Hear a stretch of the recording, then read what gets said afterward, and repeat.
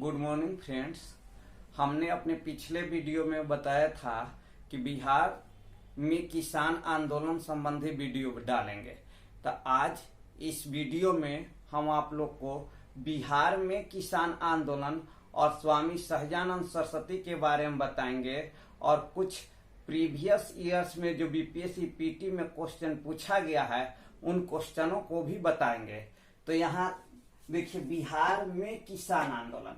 तो बिहार की किसान आंदोलन के अध्ययन करने के लिए हम लोग कुछ इसको भाग में बांटते हैं। जैसे चंपारण में 3 कठिया आंदोलन, क्योंकि 1917 में चंपारण में आंदोलन हुआ था महात्मा गांधी के नेतृत्व में, तो ये प्रथम हुआ। दूसरा जो है दरभंगा महाराज के विरुद्ध आंदोलन, जो 1919 ईस्वी में स्वामी विद्यानंद के नेतृत्व में आपको दरभंगा, समस्तीपुर, दरभंगा, समस्तीपुर, भागलपुर के क्षेत्र में हुआ था। उसके बाद ये है किसान सभा का गठन। तो बिहार में प्रथम जो किसान सभा का गठन हुआ था 1922-23 में हुआ था, शाह मोहम्मद जुबैर और श्री कृष्ण सिंह के नेतृत्व में। सबसे पहले किसान सभा का गठन 1922-23 में शाह मोहम्मद जुबैर और श्री कृष्ण सिंह के नेतृत्व में। उसके बाद 7 मार्च 1928 को औपचारिक रूप से किसान सभा का गठन हुआ था स्वामी सहजानंद सरस्वती के द्वारा और पुनः उसके बाद 1929 में प्रांतीय किसान सभा की स्थापना सोनपुर में हुआ था। यह भी स्वामी सहजानंद सरस्वती के द्वारा हुआ था। उसके बाद 1936 में अखिल भारतीय किसान सभा का गठन किया गया था, जिसकी अध्यक्षता स्वामी सहजानंद सरस्वती ने किए थे। इसके बाद बिहार में स्वामी सहजानंद सरस्वती के द्वारा किसान सभा का संगठन मजबूत किया गया। तो देखिए, यहाँ पर सबसे पहला चरण क्या है कि चंपारण में 3 कठिया आंदोलन। तो हम लोग जानते हैं, इंडियन हिस्ट्री में पढ़ते हैं कि महात्मा गांधी भारत में सर्वप्रथम चंपारण में आंदोलन किए, जहां अंग्रेजों के द्वारा यह कानून बनाया गया था कि 1 बीघा खेत में 3 कट्ठा में नील की खेती अनिवार्य करना था। किसान नील का उत्पादन नहीं करना चाहते थे। इसका कारण यह था कि नील के उत्पादन करने से मिट्टी बंजर हो जाता था और कृत्रिम नील के आविष्कार होने के कारण नील का मूल्य कम मिल रहा था। तो हम लोग जानते हैं 1916 में कांग्रेस का लखनऊ अधिवेशन हुआ। उस अधिवेशन में चंपारण के एक किसान राजकुमार शुक्ल ने महात्मा गांधी से मुलाकात किए और उन्हें चंपारण में किसानों की समस्या के समाधान करने के लिए कहें। तो महात्मा गांधी ने चंपारण गए, जहां पर कि चंपारण एग्रीगेरियन कमेटी का गठन किया गया और चंपारण आंदोलन किए। और वहां के जो नील मालिक थे उनके द्वारा किसानों के 25% लगान को माफ किया गया। और इस तरह से भारत में महात्मा गांधी के नेतृत्व में प्रथम जो आंदोलन हुआ वो चंपारण में 1917 में आंदोलन हुआ और यह आंदोलन सफल हुआ। बिहार में किसान आंदोलन में आधुनिक काल में प्रथम यही आंदोलन था, चंपारण के आंदोलन। चंपारण के बाद हम लोग बढ़ते हैं दरभंगा महाराज के विरुद्ध आंदोलन, जो कि स्वामी विद्यानंद के नेतृत्व में हुआ था। यह आंदोलन पूर्ण रूप से सफल नहीं हो पाया, क्योंकि चंपारण में कांग्रेस पार्टी ने मदद किया, कांग्रेस पार्टी ने सहयोग किया, लेकिन दरभंगा महाराज के विरुद्ध जो आंदोलन हुआ उस आंदोलन में कांग्रेस पार्टी ने भाग नहीं लिया और इसका मुख्य जो नेतृत्व करता थे स्वामी विद्यानंद थे। लेकिन दरभंगा महाराज के द्वारा कुछ किसानों के प्रति सुधार कार्य किए गए, जिससे कि यह आंदोलन धीरे धीरे 1920 तक चला और 21 में ये समाप्त हो गया पूर्ण रूप से। ऐसे कहा जाए तो दिसंबर 1920 तक ही समाप्त हो गया था दरभंगा महाराज के जो विरोध में आंदोलन हुआ। आंदोलन प्रारंभ हुआ 1919 में और आंदोलन जो समाप्त हुआ वो आपको 1920 में, आंदोलन समाप्त हो गया 1920 में। इसके बाद किसान सभा का जो गठन किया गया, इसके बाद जो किसान सभा का गठन हुआ 1922-23 में शाह मोहम्मद जुबैर और श्री कृष्ण सिंह, शाह मोहम्मद जुबैर और श्री कृष्ण सिंह के द्वारा किसान सभा का गठन किया गया।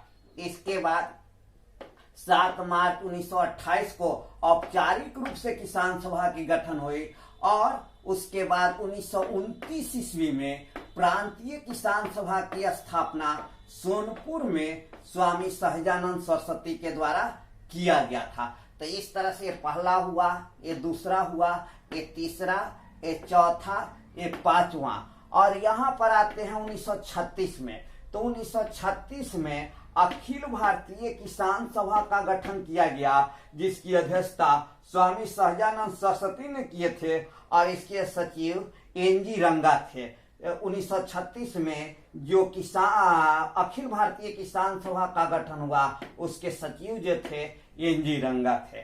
और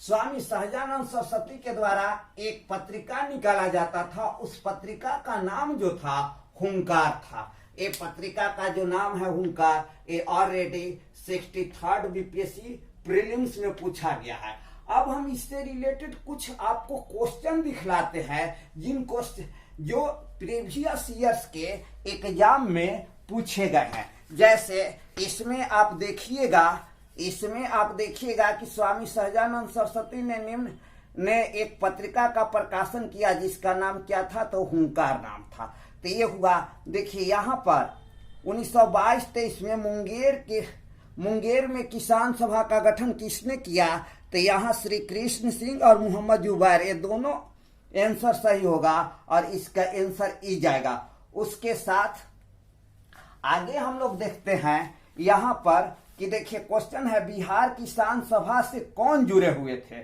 स्वामी सहजानंद जुड़े हुए थे, कार्यानंद शर्मा, राहुल सांस्कृत्यान, तो राहुल सांस्कृत्यान भी जुड़े हुए थे, यदुनंदन शर्मा भी जुड़े हुए थे, कार्यानंद शर्मा भी जुड़े हुए थे। तो यहाँ भी ऑप्शन जो हुआ ई आंसर सही हो गया, क्योंकि बीपीएससी में एक 5वां ऑप्शन भी है, इसलिए यह 5वां ऑप्शन सही हो गया।